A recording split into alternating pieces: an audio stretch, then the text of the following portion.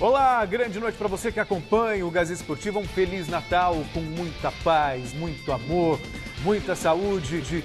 Para você que está aí nos acompanhando em casa, Feliz Natal, Chico Lang, boa noite. Boa noite, Celso. Feliz Natal, Silvestre, boa noite. Seja bem-vindo ao Gazeta Esportiva. Obrigado. Enquanto a maioria das pessoas curte esse feriado natalino, o mundo da bola trabalha duro, visando mais uma rodada do Campeonato Brasileiro. Nós estamos aqui ao vivo, trazendo todas as informações da preparação de Corinthians, Palmeiras, Santos e São Paulo para os duelos deste final de semana.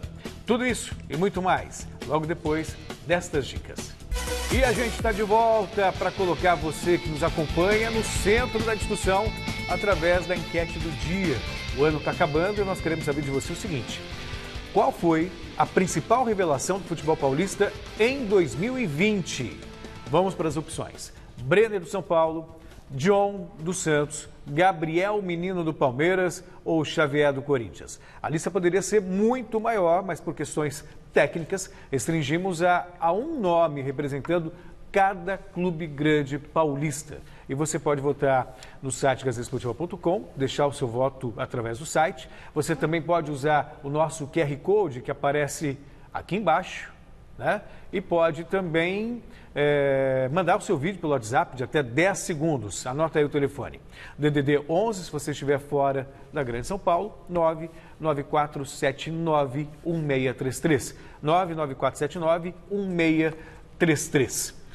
Eu acho que eu vou até abrir a enquete. Para mim, o grande nome é o Brenner, artilheiro do São Paulo na temporada. E você, Silvestre, você, Chico, qual a maior revelação de 2020, por favor? Bom, o Celso, analisando um por um, para não ser injusto, né? Eu acho que o Xavier do Corinthians, por exemplo, ainda é uma promessa, né? Ainda tem muito que caminhar. Mas ele tem um estilo interessante de jogo. Ele pode ser, assim, futuramente, o novo Ezequiel do Corinthians, com uma grande vantagem, né? Ele é maior que o Ezequiel, ele é mais forte, ele tem mais capacidade pegada, né? de marcação. E ele tem aquela facilidade de chegar também na área e chutar gol. É um cara que precisa ser trabalhado. E está no time certo, porque vai ser trabalhado pelo Mancini, né? O Gabriel Menino já é uma realidade para mim. Não é à toa que ele foi convocado pelo Tite para a seleção brasileira como reserva, é verdade, pela lateral direita, mas é um cara que se adapta muito bem também ao miolo de área, né? A jogar na frente da zaga ou até de segundo volante. Ele pode ser assim um Casemiro melhorado, se você fazer uma análise no futuro. Mas é uma realidade já o Gabriel Menino. O Brenner, como você falou, sem dúvida nenhuma, tem dias que, olha, sem exagero nenhum, ele me lembra um pouco o Careca, o velho e bom Careca. Aí você me mata do coração. Não, mas é verdade. Ele veio aí do meu Guarani. Coração palpita. Seu coração palpita, Sai pela mas é para boca. palpitar mesmo, porque ele é muito oportunista, né? E o Fernando Diniz acabou acertando a posição dele como centroavante, que é o que ele se dá melhor. Porque ele é bom de pé direito, é bom de pé esquerdo, cabeceia muito bem, se coloca na área muito bem. Tá certo que perdeu um gol contra o Grêmio, né, por um erro, né, de finalização, que acontece com o Menino. Se ele entrasse de carrinho, ele teria feito o gol. Faltou ser um pouco menos Careca e mais Serginho Chulapa, talvez? Serginho Chulapa, é verdade. É que eu não consigo mas ver ele parecido com o Careca. Ele é tão técnico, mas tão técnico, né? Não, faltou ser mais, né, se atirar na bola, que que Careca é louco, é meio, sabe, fora da curva. Não, eu tô ele só é fora fazendo da aqui curva. uma brincadeira mas simbólica. Ele é muito técnico para fazer isso, entendeu? Ele gosta de fazer gols assim, bem bonitos, né? Ele é o cara que bate na bola com facilidade. E o John para mim, meus amigos, é o novo Dida do futebol brasileiro. Ele foi uma revelação assim inesperada. Eu, como já disse aqui, sou admirador dessa posição de goleiro, porque joguei no gol, eu joguei futebol de salão, joguei campo. No gol do Palmeiras. Eu cheguei a jogar no gol do Palmeiras, é verdade. Não vou negar que não. O Tonho era o titular, né? O Oberdanzinho Catani era o segundo, eu era o terceiro. Mas, né? Vira casaca. Não, vira casaca não. Mas vestiu a camisa do Palmeiras. Não, só no banco. Tá bom. Só no banco. Revelações de Chico Lang. E o John é o seguinte, ele é alto, ele é um jogador com reflexo apuradíssimo, né? E sai muito bem do gol, o que é um defeito do goleiro brasileiro. Então, para você, o John foi a maior revelação de 2020? Eu acho que, por enquanto, sim. Porque de revelação, né? O Brenner já não é uma revelação. Ele vinha você não acha já uma revelação? No Fluminense, né? já tinha foi emprestado pelo São Paulo, né? Eu acho que de revelação mesmo. Por enquanto, revelação, na acepção da palavra, é o goleiro John dos Santos. E aí, Silva? Bom, em primeiro lugar, Feliz Natal para todo mundo. É um prazer estar de volta aqui, trabalhando no dia 25, sem máscara, graças a Deus, e que 2021 seja um ano menos anormal, né, Celso? John, baita goleiro, estou muito surpreso com esse moleque. O Xavier, não acho que seja uma revelação. Para mim, colocar o Xavier só para justificar o Corinthians, um para cada time grande aqui na enquete, com todo respeito, tá bom? Apesar de ser um menino que promete. O Brenner, concordo contigo, Chico, ele já está no futebol há algum tempo, ele já não é mais um menino que saiu da base do São Paulo, já teve passagens pelo Fluminense, ele foi uma revelação que não explodiu como poderia explodir e agora está jogando melhor. Para mim não é nenhum dos quatro, nem um menino que joga muito, seria o Patrick de Paula. Eu sou fã desse cara, para mim ele é uma espécie de novo Rincon. Parou de jogar, né, Silva? Vai voltar talvez agora. Nem tem sido aproveitado, perdeu mas a gente espaço, não está falando né? aqui do subiu um pouco na cabeça também. Não, tudo bem. Precisa botar a cabecinha no lugar, né? Dizem que subiu um pouco no salto, mas assim, o futebol desse moleque, do Patrick de Paula, ele usa o corpo, ele é inteligente, ele chuta bem de qualquer lugar. Precisa só ter consciência, mas dentre os 4 nomes aqui, para mim, Gabriel Menino. Muito bem. Então você dá o seu voto aí para a gente escolher qual foi a maior revelação do futebol dos grandes São Paulo, né, em 2020. Final de semana com muita bola rolando pela 27ª rodada do Campeonato Brasileiro. Então é hora do nosso primeiro giro de repórteres para acompanhar a preparação dos grandes clubes paulistas. E nós começamos pelo São Paulo, que entra em campo amanhã para encarar o Fluminense no estádio do Maracanã, no Rio de Janeiro. E quem chega com as informações do tricolor é o Marcelo Bacégio, direto do CCT da Barra Funda. Feliz Natal, Marcelo. Quer dizer que pelo menos um titular tem escalação garantida no Maracanã?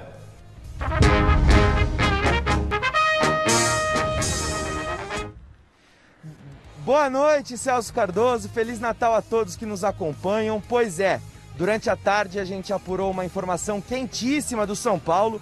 Luciano relacionado para a viagem ao Rio de Janeiro e deve ser titular. O Luciano, que sofreu um estiramento no clássico contra o Corinthians, vinha sendo desfalque desde então, sequer treinava com o elenco, fazendo tratamento em 3 períodos, mas jogou contra o Grêmio. Depois do jogo disse que não sentiu dores e o técnico Fernando Diniz conta com o seu principal artilheiro para esse jogo contra o Fluminense. É verdade, tem o jogo de volta da semifinal da Copa do Brasil contra o Grêmio na quarta-feira, mas internamente há um entendimento que cada jogo do Brasileirão é tão decisivo quanto uma partida mata-mata. Então o jogo contra o Fluminense é considerado mais uma final e por isso a tendência é que o São Paulo entre em campo com força máxima. Diniz não deve poupar nenhum atleta titular e ele já havia dado indícios de que não estava muito afim de poupar seus jogadores. Vamos conferir.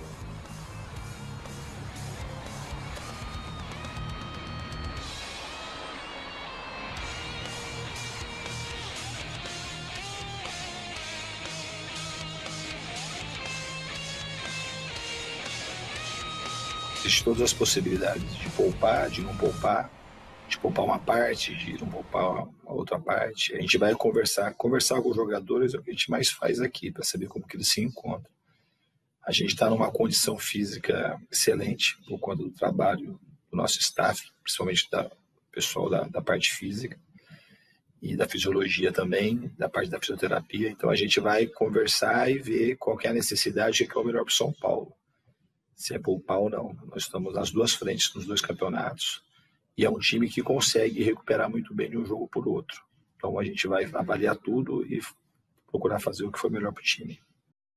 Com o Fernando Diniz, o São Paulo que tem mais uma final amanhã contra o Fluminense, lidera o Campeonato Brasileiro, não quer deixar o Flamengo colar na ponta da tabela, mas eu devolvo para vocês aí no estúdio com uma pergunta.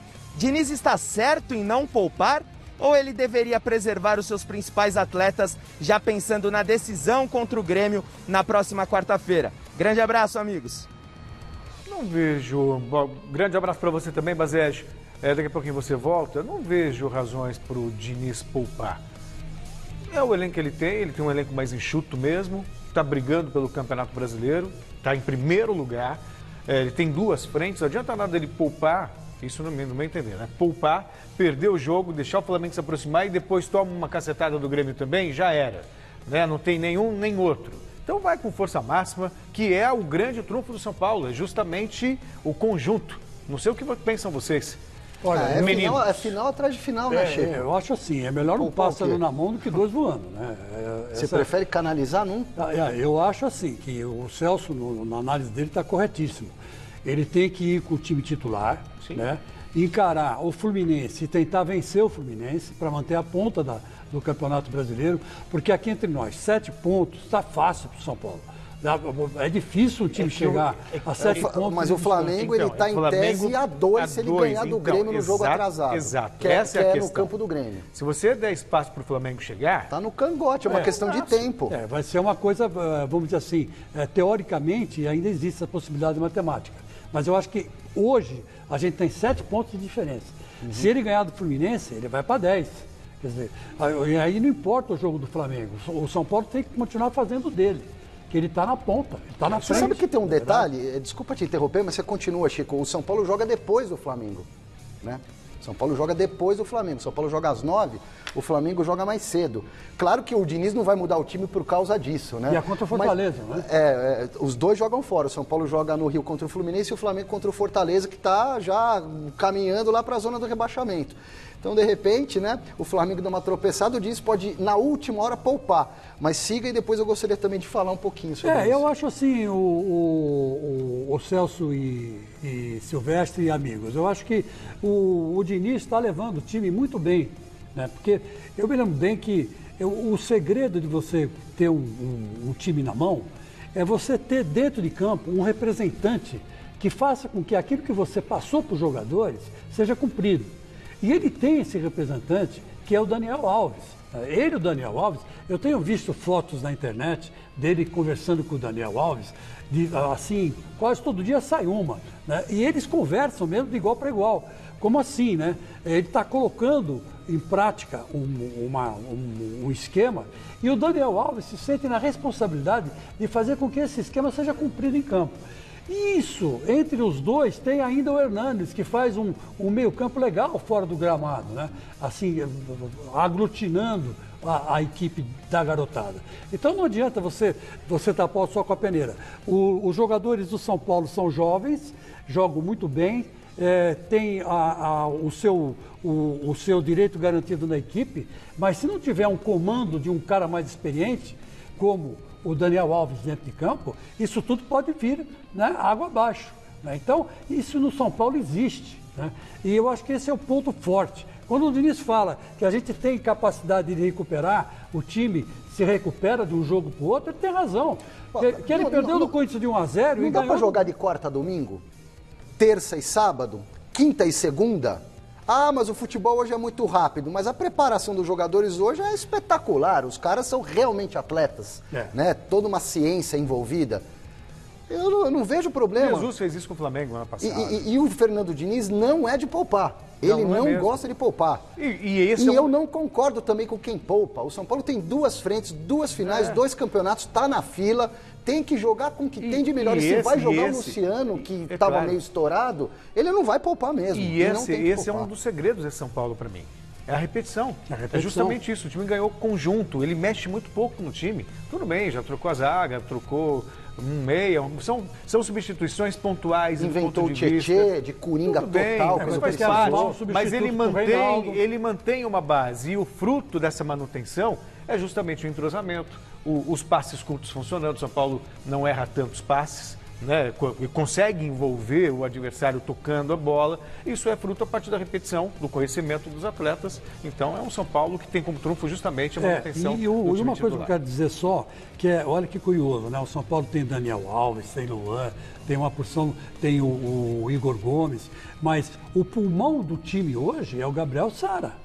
O Gabriel Sara não fez um bom jogo contra o Grêmio e o São Paulo caiu muito nesse setor criativo, né? Porque ele é o pulmão do time. Sem dúvida. Então o Fernando Diniz tem que dar um cuidado especial para esse garoto aí, né? Ver por que ele caiu. Estava num dia ruim, né? Acontece, né? Quem nunca? Se fosse para poupar, era para poupar o Luciano, que jogou meio que no sacrifício, teve um estiramento muscular. Mas se o Luciano vai pro jogo, então Um abraço, que vá todo né? mundo. Vamos diretamente agora para a redação da nossa Central de Esportes, com a estreia de Bruno Calió, que chega com as novidades do Corinthians. Seja muito bem-vindo, Calió.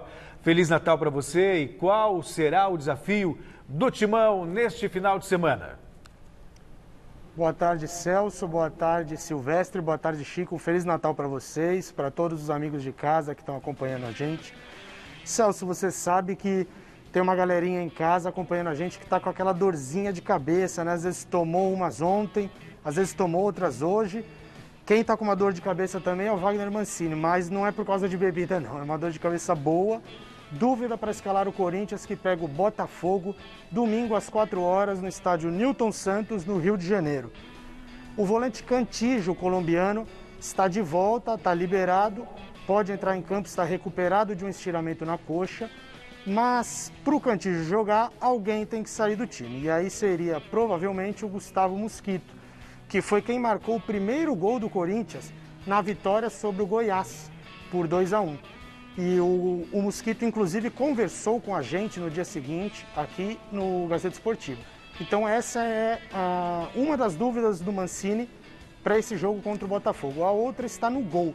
O Cássio teve que passar 24 horas no hospital, sob observação por conta de uma concussão sofrida também no jogo contra o Goiás. Então pode ser que o Walter vá para o jogo. O Cássio não treinou ontem, então uma possibilidade é que vá o Walter nessa partida. Vamos acompanhar a escalação, uma provável escalação do Corinthians na tela? Vamos verificar aí. Cássio no gol, né? Ou o Walter, fica essa dúvida. Aí nós vamos com Fagner na lateral direita, Gil, Gemerson é o zagueiro, será a estreia do Gemerson, gerando muita expectativa sobre a comissão técnica em relação à estreia dele. Fábio Santos na lateral esquerda, a dupla de volantes, o Gabriel e o Ramiro, o Mosquito na frente, e aí, se for jogar o Cantillo e não o Mosquito, aí o Ramiro vem fazer a função de segundo volante, que foi o que ele fez contra o Goiás, já atuou muito bem nessa função, não seria a primeira vez. O Casares no meio de campo e o Otero fecha essa linha de meio. E na frente, no comando de ataque, o Jô. É isso aí, a escalação do Corinthians, do técnico Wagner Mancini, com duas dúvidas para pegar o Botafogo neste domingo. Daqui a pouco eu volto com mais informações, as aspirações do Corinthians, quem diria, o Corinthians aspirando uma vaga na Libertadores do ano que vem, algo impensável há um tempo atrás. Mas eu devolvo para vocês aí no estúdio com uma pergunta. Diz aí, Chico Lang, quem é que vai jogar? Gabriel com o Cantillo ou vai o Gabriel e o Ramiro e o Mosquito segue na equipe? Grande abraço, amigos. É isso aí, Calió. Obrigado pelas informações. Então, já vou até ele já fez o passe, né? É a bola só. Eu faço o corta-luz, Chico. É verdade, fez um corta-luz. Você gostou do corta-luz? Eu fiquei com vontade de dar um carrinho aqui. É, eu te conheço. Lembrou aquele corta-luz do Marcelinho Carioca pro gol do Ricardinho contra o Santos, lembra? Lembro. Passe maravilhoso. 12 jogadores impedidos, né? Não, 12 não. Nossa, a bola foi 13, pro gol. 14, mas a tudo bola bem. foi pro gol, chute do Ricardinho, valeu. Isso. Então, quer dizer, aliás, um abraço pro Ricardinho. Tá excelente comentarista lá na Sport TV. Tô gostando dos comentários do Ricardinho. Ele faz até voz de cama para comentar, né? O que seria uma voz de cama? Uma voz de cama, aquela seria voz... uma coisa meio assim? Hoje, mais Corinthians e tal. mais amanhecida. Quando a gente sabe que ele não é bem isso, né? Ele é um cara mais extrovertido. Mas enfim, tudo bem. Tá valendo, né? Eu acho sim que, pela pergunta do Calió, deve voltar o Cantillo. Porque uma coisa que é engraçada, o mestre Alberto Helena Júnior me chamou a atenção outro dia na redação, que quando o Wagner Mancini jogava, né, e nos vários times que ele passou, ele tinha um estilo muito parecido com o do Cantillo, né? Era um lançador, um homem de passes técnicos, né? Um homem de passadas largas. Camisa 8, né? Era um camisa 8. E jogava também de lateral direito, também quando precisava. Mas ele é um homem que admira jogadores que lembram ele jogando, evidente. Então ele não vai deixar o Cantígio de fora. Mesmo porque o Cantígio, na verdade, se você parar para pensar, é um dos melhores lançadores do futebol brasileiro.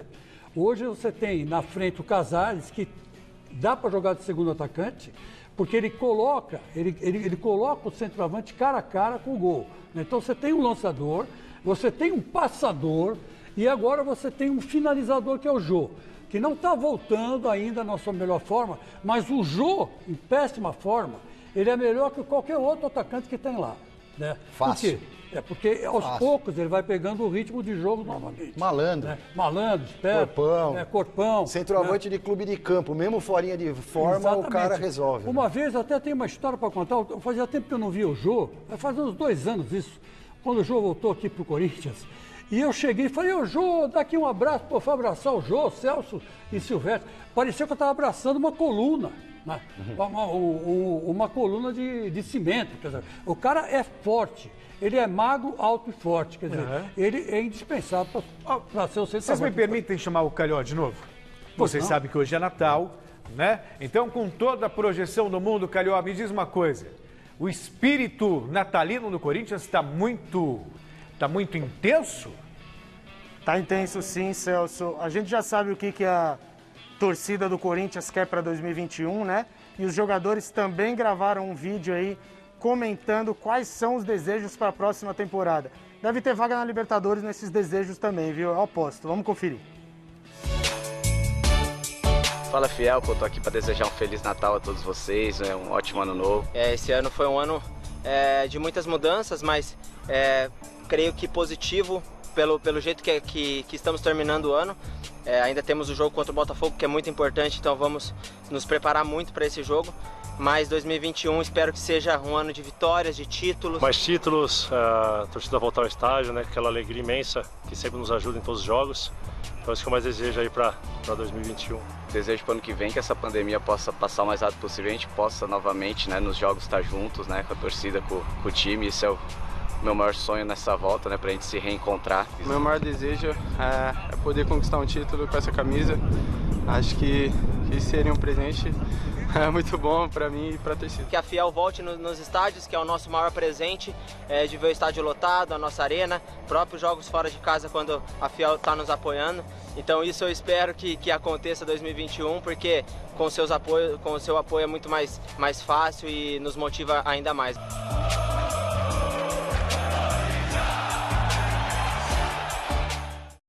De todos esses pedidos aí, Silvestre, qual que te chamou mais atenção?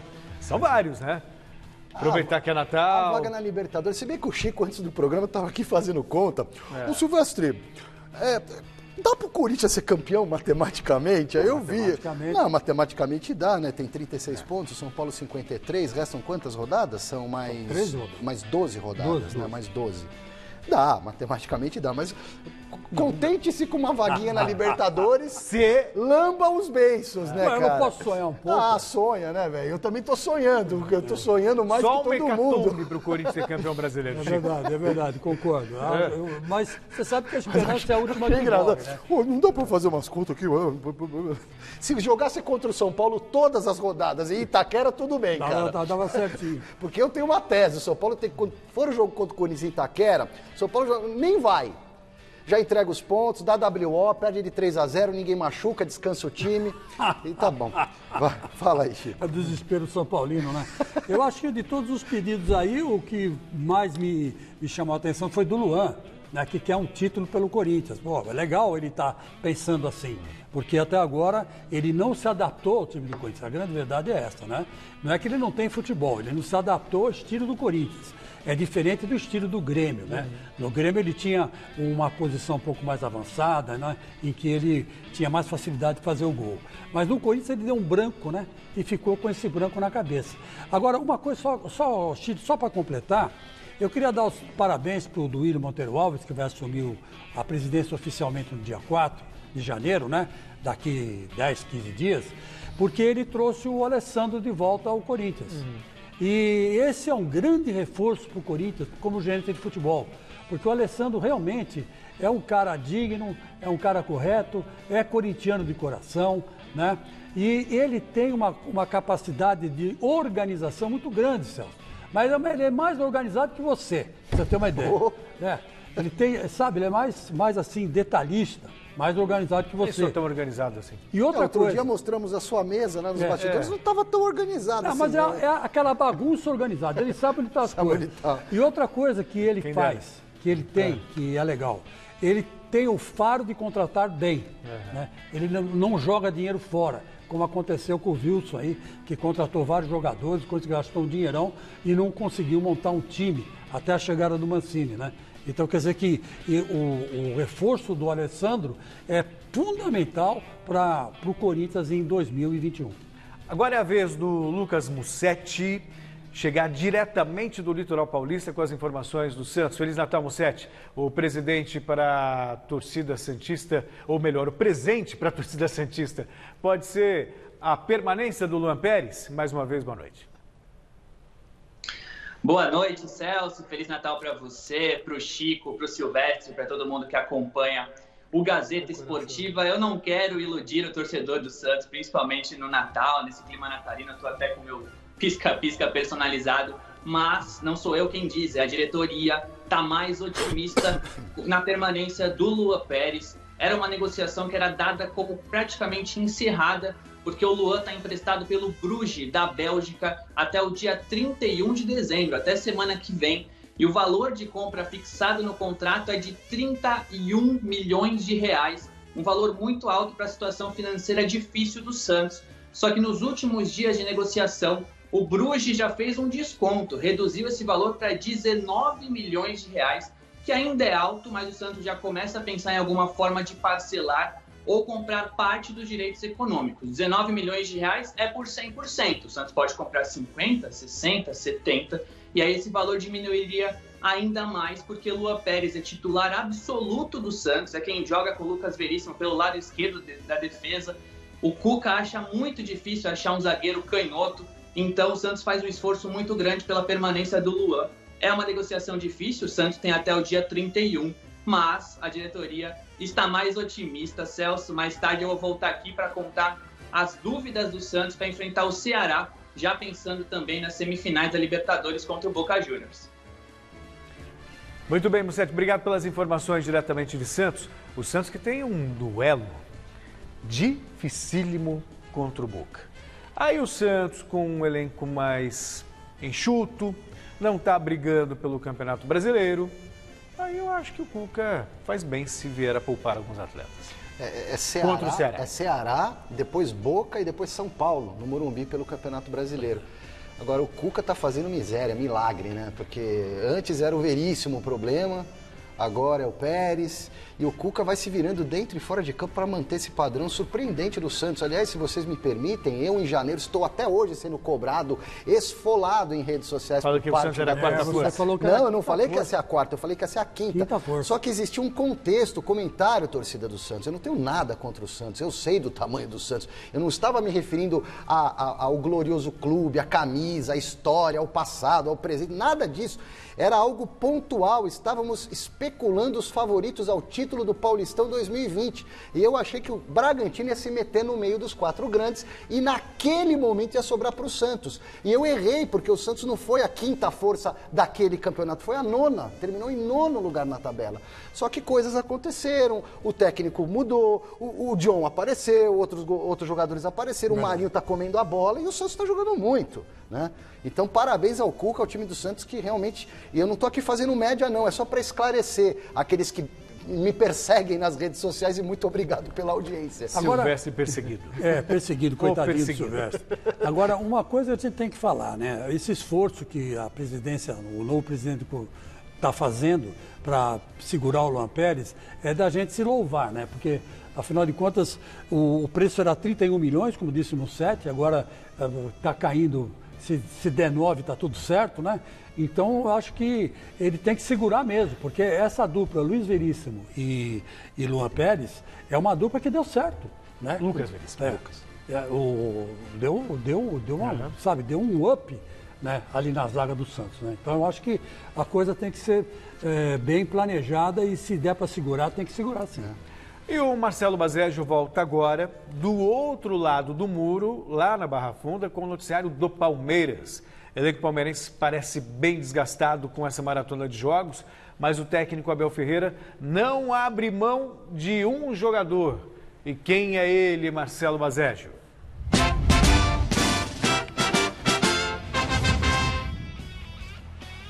Verdade, Celso. O técnico Abel Ferreira, desde que chegou, mal teve tempo para treinar a equipe. Em 50 dias foram 15 jogos, uma média de um jogo praticamente a cada 3 dias. Desses 15 jogos, o técnico Abel Ferreira venceu 9, empatou 4 e perdeu apenas 2, um grande início de trajetória no Palmeiras. Mas o Portuga vem se preocupando com a condição física do elenco justamente por causa dessa dura sequência e vem preservando atletas a cada jogo. Por exemplo, na Copa do Brasil, escalou o Emerson Santos, que acabou entregando o gol para o América Mineiro. Enfim, o Abel Ferreira, ao contrário do técnico Fernando Diniz, é adepto de poupar jogadores no elenco. Mas tem um que ele vem contando e não abre mão, que é o Rony. E o Rony está com moral com o técnico Abel Ferreira, que de acordo com o português, o perfil do Rony é um perfil que se encaixa nos principais clubes do mundo. Vamos ver o que ele falou. Vocês veem as grandes equipas do mundo jogam com aceleradores de fora e por dentro. Quando falo aceleradores, são jogadores que correm para a frente. Não é? E é isso que o Rony nos dá. Vocês olham para as grandes equipas, olham para o Liverpool, as grandes equipas, todas têm jogadores da frente, são verticais, têm que correr para a frente, têm que empurrar o adversário para trás, têm que virar a linha defensiva do adversário. E só há uma forma. Se eu quiser só jogar curto, jogar de posse, jogar de suporte, eu não estou a criar perigo ao adversário. Eu tenho que os pôr a correr para trás. E o Rony dá-nos isso. E a gente estava falando da dura sequência do Palmeiras sob o comando do técnico Abel Ferreira, mas essa dura sequência está acabando. Porque o Palmeiras recebe o Red Bull Bragantino nesse domingo no Allianz Parque, depois decide a vaga para a final da Copa do Brasil na quarta-feira contra o América Mineiro em Belo Horizonte e depois só volta a jogar na terça-feira seguinte contra o River Plate na Argentina, jogo de ida da semifinal da Libertadores. Então o Palmeiras joga na quarta e depois só volta a jogar na terça. O Abel Ferreira, enfim, terá dias preciosos para afinar a equipe e também descansar os seus principais jogadores, né? Com vocês aí no estúdio, amigos. Obrigado, Mazejo, pelas informações do Palmeiras. Aliás, Silva, você que acompanha o Palmeiras de perto, o Abel já reclamou do elenco, ele precisa de mais jogadores, aí essa questão do cansaço, Palmeiras não vem jogando bem, tem uma pedreira pela Libertadores que é o River Plate, e no Campeonato Brasileiro está mais distante. E na Copa do Brasil também tropeçou diante da agora dura, né? Pois é. Então, eu sinto assim, Celso, é pena que eu não posso acompanhar o treinamento, ninguém está podendo, né, da imprensa acompanhar treinamento, mas eu sinto que o Abel, ele fez um ótimo trabalho em receber o bastão do Cebolinha, que já tinha dado uma ligada no time, um time mais veloz, mais moderno, mais intenso, né, como se fala hoje. Aí o Abel deu continuidade e passou aquele efeito inicial. Aí o time, acho que as peças vão se acomodando um pouquinho. Né? E o Palmeiras está com essa dificuldade física, por conta da Covid, por conta do excesso de jogos. E ele tem rodado um pouco o time, tem girado. O Rony está em quase todas, está jogando bem o Rony, mas ele deu um descanso para o Rony no final de semana também. Então, ele está com dificuldade de incendiar de novo o elenco. Acredito eu, né, vendo os jogos e analisando o que eu leio do que vem lá de dentro da academia, que ele está com dificuldade de fazer o time continuar com aquela pegada forte, firme, rápida, né, 100%, sem deixar o adversário respirar, por conta do estado físico dos jogadores. Só pode ser isso. Olha, acabou a gasolina, meu amigo. Tipo isso. Acabou a gasolina. Eu me lembro muito bem que uma vez... Obrigado, você resumiu em 10 segundos. É verdade. Está acabando a gasolina. Não acabou ainda. Tem um pouco de gasolina. Mas está lá para baixo de um quarto. Está chegando num quarto. Mas semana que vem vai dar para encher o tanque, ou daqui a alguns dias, né? Que nem disse o Marcelo, que o calendário vai dar uma amenizada. Vai dar 5 dias de descanso para ele, né? Estava contando aqui que ele vai jogar contra o América na quarta, pega o Red Bull no domingo, na quarta pega o América de Minas, né? Decide uma vaga, tem 5 dias para descansar e pegar o River Plate.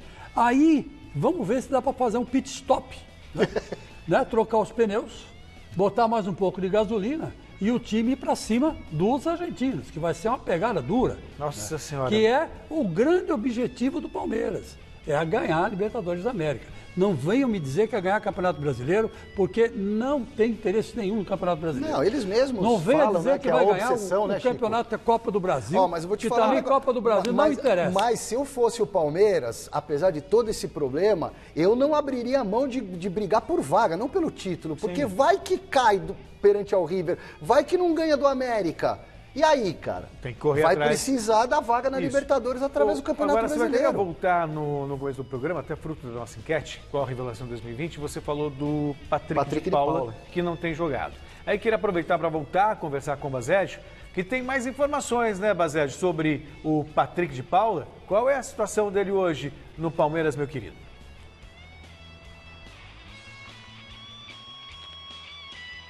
É verdade, Celso. O Silvestre comentou, né, que o Patrick de Paula acabou perdendo um pouquinho a cabeça, se perdeu no sucesso precoce, ele que foi o herói do título paulista do Palmeiras nesse ano. O Patrick de Paula se lesionou no início do mês na partida contra o Delfim pela Libertadores, sofreu uma lesão muscular, desde então vinha ficando de fora dos treinos e dos jogos do Palmeiras.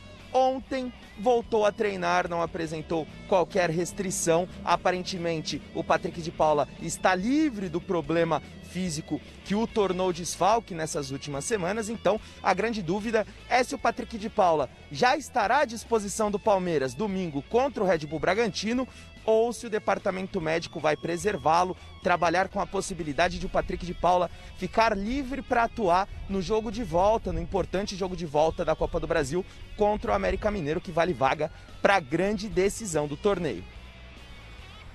Muito bem, Based, obrigado pelas informações. Patrick de Paula, que teve um início de ano fantástico, mostrando muita personalidade. Eu especulei aqui no programa algumas vezes que eu acho que o fato do Gabriel Menino ter ido para a seleção e ele não, acho que abalou o psicológico dele. Eu, particularmente, acho isso, né? A distância, obviamente. E entre outras especulações. E ele tem futebol, realmente, para se firmar no Palmeiras, mas não tem conseguido. O Patrick de Paula, para mim, vai ser um grande craque. Se ele tiver cabeça no lugar, ele é forte, ele sabe jogar com muita categoria, ele não se apavora na frente da defesa, sai jogando, chuta que nem um cavalo, é malandro, nasceu pronto, ele saiu da várzea pro Palmeiras, cobrando pênalti numa final contra o Corinthians. Dizem que subiu um pouco no salto, que se deslumbrou, eu não posso garantir isso, mas se aconteceu, Patrick, por favor, cara, cabecinha no lugar, porque você vai ser volante titular de time de ponta da Europa. Eu tenho certeza absoluta, vai ser titular da seleção brasileira. É o jogador que eu gosto de ter no meu time. Os outros meninos são muito bons também, muito bons. Gabriel o Gabriel Menino, o Danilo, é uma safra maravilhosa, mas o Patrick de Paula, eu pago um pau pra esse cara. Mas para ele chegar a isso aí, ele vai ter que ter uma coisa chamada humildade. Colocar sandálias da humildade, como falava o pessoal do Pânico lá, né? Tem que colocar a sandália da humildade, porque ele ainda não é um cara pronto, não. Né? E se o Gabriel Menino, como você disse, foi para a seleção e ele não, é exatamente por isso, porque o Gabriel tem uma outra personalidade, um outro tipo de pensamento na cabeça. Né? Ele é participativo, ele joga para o coletivo, ele não joga para ele. E o Patrick de Paula, às vezes, joga para ele. Quer dizer, ele quer resolver o jogo, ele quer ser o centro das atenções, quando na verdade não é assim que se joga futebol. O Pelé, que era o Pelé, o maior jogador do mundo que eu vi jogar, né, que hoje já está ultrapassado, assim, já está coroa, já não joga mais, mas jogava muito, ele jogava para o coletivo, não jogava para ele. Ele fazia aquelas jogadas de perpendiculares ao gol, mas era para o Santos fazer o gol. E quantos passes ele deu? O Patrick, às vezes, prende muito a bola mesmo, em situações perigosas. Mas ele quer resolver. Quando eu digo que ele nasceu pronto, é lógico, é modo de dizer, ninguém nasce pronto. Mas é um menino que está muito tranquilo jogando. Ele precisa ter um pouco de humildade, realmente. Mas para mim, é quase pronto, então, é só uma força de expressão. Agora vamos ver o que os nossos telespectadores têm a dizer nos recados do WhatsApp. Roda aí. Boa tarde, meu nome é Cleon, sou de Guarulhos. Revelação é o Gabriel Menino, né? Fazer o quê, né? Tá na seleção também, já era. Boa tarde para vocês aí, Feliz Natal. Boa tarde, amigos do TV Gazeta. Aqui é o Cláudio de Guarulhos. Certeza é o Joe, né? Goleiro, uma posição muito ingrata. Se vai bem, vai bem. Se vai mal, já era. Olá, amigos da Gazeta. Parabéns pela iniciativa de trabalhar em pleno Natal. Eu, na minha opinião, é o Xavier, Wagner corintiano do Brooklyn. Abraço. Corintiano, né? Vota em corintiano, eu já ouvi isso em algum lugar no passado. É verdade. Novo contato com o Lucas Musetti, diretamente do Litoral Paulista, com mais informações do Santos, que nesse final de semana encara o Ceará na Vila Belmiro. O Cuca já definiu o time para esse último jogo do Peixe em 2020, Musetti? Ainda não, Celso. É um jogo fundamental, não pensando apenas no Campeonato Brasileiro, mas principalmente na Libertadores da América. O Santos vai jogar contra o Boca Juniors nos dias 6 e 13 de janeiro. E essa partida contra o Ceará é o último teste do Cuca para encaixar o time. O Santos precisa vencer no Brasileirão porque não vence há 3 jogos, já está em 8º, está vendo o G6 se distanciar. E a prioridade do Cuca na conversa com o elenco é falar que o jogo contra o Ceará é importante, não só pela pontuação no Campeonato Brasileiro, mas para chegar bem na Libertadores. É por isso que, mesmo com risco de lesão, o Santos teve a semana livre e não deve poupar jogadores. A dúvida é mais técnica ou principalmente tática neste caso, porque Diego Pituca estava suspenso contra o Grêmio e aí o Sandri entrou muito bem no time. Cuca está pensando em Diego Pituca e Sandri juntos, mas para isso pode ter que escalar Alisson, que é um volante mais defensivo, formando esse trio de meio de campo com Soteldo na esquerda, Marinho na direita e Caio Jorge na frente. E aí tiraria o Lucas Braga, que é um jogador que cresceu muito de produção, o Cuca está gostando muito do futebol dele. E aí uma segunda opção é tirar o Alisson, deixar Diego Pituca, Sandri e Soteldo na armação, com Marinho, Lucas Braga e Caio Jorge. Essa é a principal dúvida do Santos para enfrentar o Ceará, mas já pensando também em enfrentar o Boca Juniors na Bomboneira no dia 6 de janeiro. Celso. Santos e Boca, tem tanta história. Fizeram final em 63, fizeram final em 2003 e agora se reencontram numa semifinal. Vai dar gosto de ver esse Santos. Ô Celso, você sabe que eu me lembro muito bem de um comentário a respeito do Santos nessa decisão de 60. Uhum. Ele ganhou de 2-1 de virada. Né? Lá em La Bombonera. Lá em La Bombonera. E quando o Santos entrou em campo, os argentinos gritavam Pelé, hijo de puta, macaquito de Brasil. Essa aí é o grito. Palavrão espanhol pode, né? É o que tá. Chico Lang sem censura, senhores. É o que tá no filme do. É o que tá no filme do Massaíni.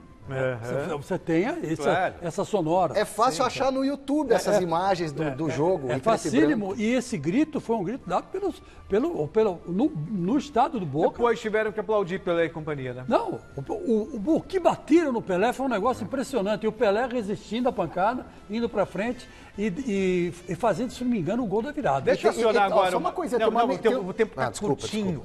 Vamos chamar o Marcelo Bazégio, que está de volta para falar do grande dilema do Fernando Diniz nesse reencontro com o Fluminense.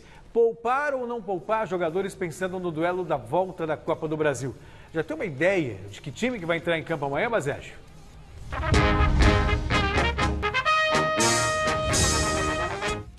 Verdade, Celso, esse é o grande dilema em torno dessa partida do São Paulo, mas o tricolor paulista deverá ir ao Maracanã com força máxima. O Tietê, que recebeu o 3º cartão amarelo contra o Atlético Mineiro, fica de fora dessa partida, terá de cumprir suspensão automática. No mais, tricolor com todos os jogadores à disposição. O São Paulo que deve ir a campo contra o Fluminense com Thiago Volpi no gol, Juan Fran na lateral direita, a dupla de zaga formada por Arboleda e Bruno Alves e Reinaldo na lateral esquerda. Meio campo com Daniel Alves e Luan, Gabriel Sara e Igor Gomes e o ataque composto por Brenner e Luciano. Luciano deve jogar, embora esteja voltando de lesão, aparentemente está completamente recuperado, viu, amigos?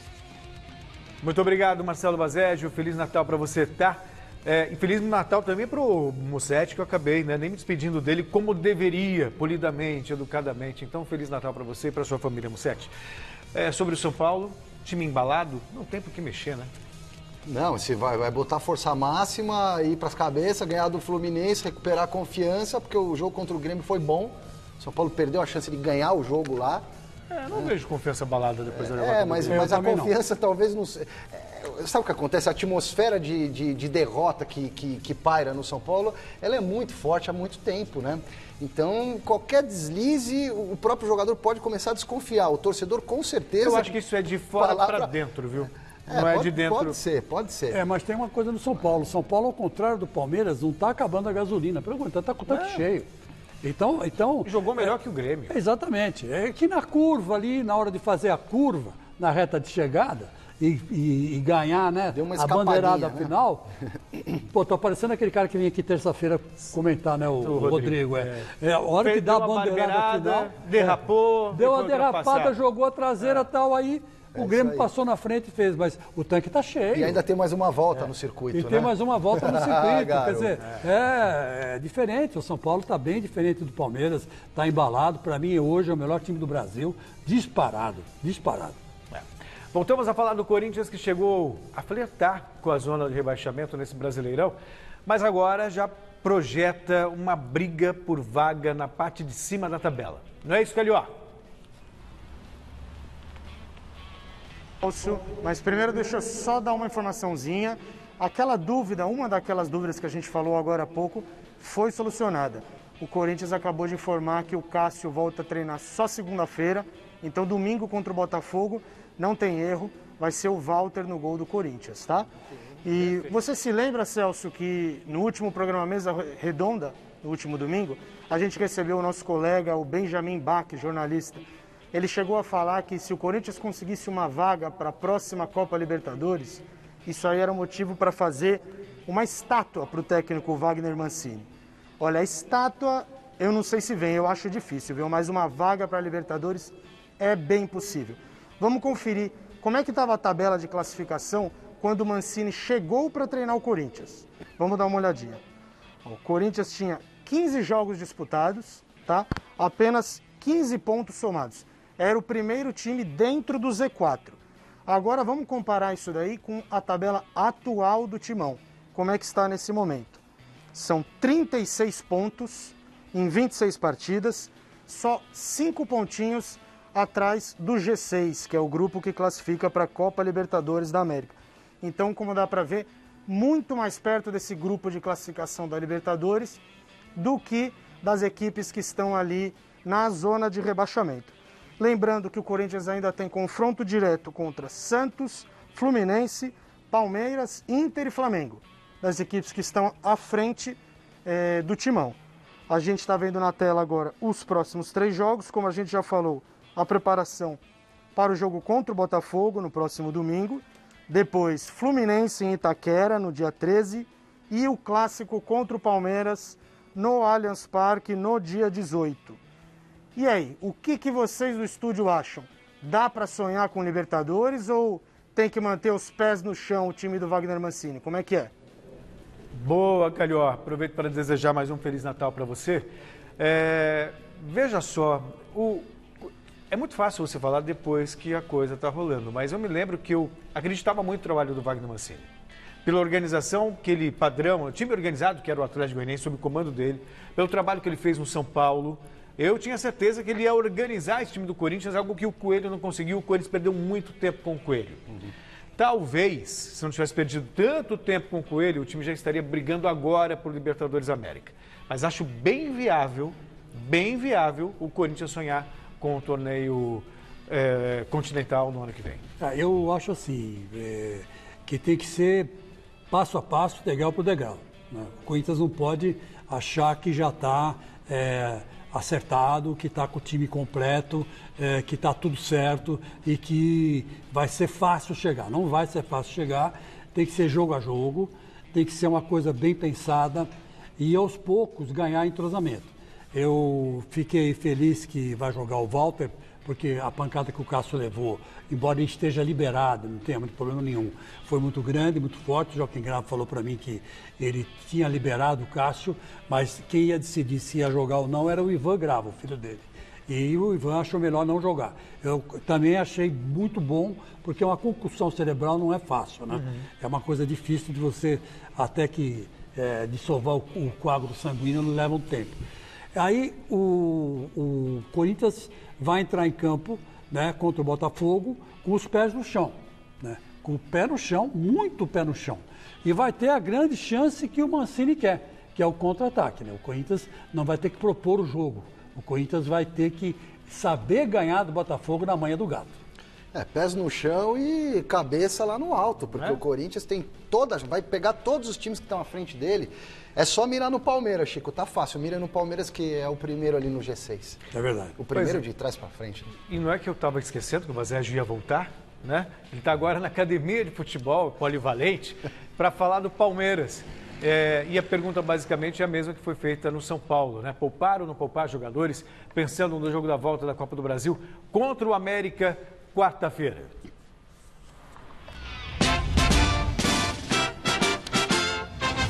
Pois é, Celso, curiosamente o Abel Ferreira poupou alguns jogadores importantes no primeiro duelo eliminatório contra o América Mineiro na última quarta-feira, mas para a partida contra o Red Bull Bragantino pelo Brasileirão, a tendência é que alguns jogadores importantes retornem à equipe titular. O Palmeiras deve enfrentar o Red Bull Bragantino com o Everton no gol, Marcos Rocha na direita, Luan e Gustavo Gomes formando a dupla de zaga e Matias Vinha de volta também à lateral esquerda contra o América Mineiro. O Scarpa começou no setor. No meio-campo, Danilo, Gabriel Menino e Rafael Veiga.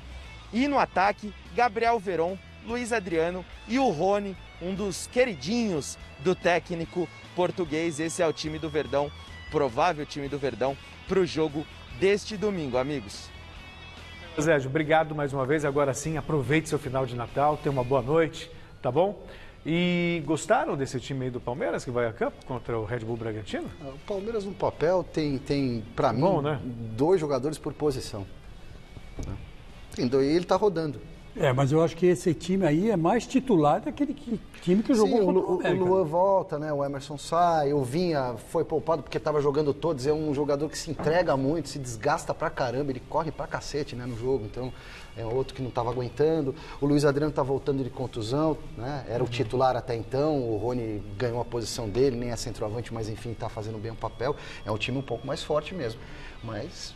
um time mais forte que podia ter jogado contra o América, né? E não agora jogar contra o Bragantino. Contra o América, o português escalou pelo departamento de fisiologia. Cara. Isso que claro. Não pode acontecer. Ele tem que confiar nos jogadores que ele tem, né? E na ciência lá que tem o departamento de fisiologia. Isso que não pode acontecer, que o nosso querido Jorge Jesus não fazia. Não, tudo bem, eu só estou dizendo que foi o que ele fez. Eu também acho que queria só lembrar uma coisa, que todas as emoções da 27ª rodada do Campeonato Brasileiro, você vai conferir aqui, domingo, a partir das 9 da noite, no Mesa Redonda Futebol Debate. Melhores momentos, vestiários e lances polêmicos, sob análise da nossa equipe de comentaristas. Estarei ao lado de Flávio Prado e grande elenco para encerrar o ano com muita bola rolando e projetando também os jogos de volta das semifinais da Copa do Brasil. Imperdível. Vamos para o resultado da enquete? Qual foi a principal revelação do futebol paulista em 2020? Brenner do São Paulo, John do Santos, Gabriel Menino do Palmeiras ou Xavier do Corinthians? E a maioria respondeu que foi Gabriel Menino com 42% dos votos. Ficamos por aqui, um excelente restinho de Natal para todos, um ótimo final de semana e domingo nos vemos no Mesa Redonda. Tchau, Chico. Tchau, Silvestre. Tchau, obrigado. Tchau. Beleza, e uma grande noite para você que está em casa.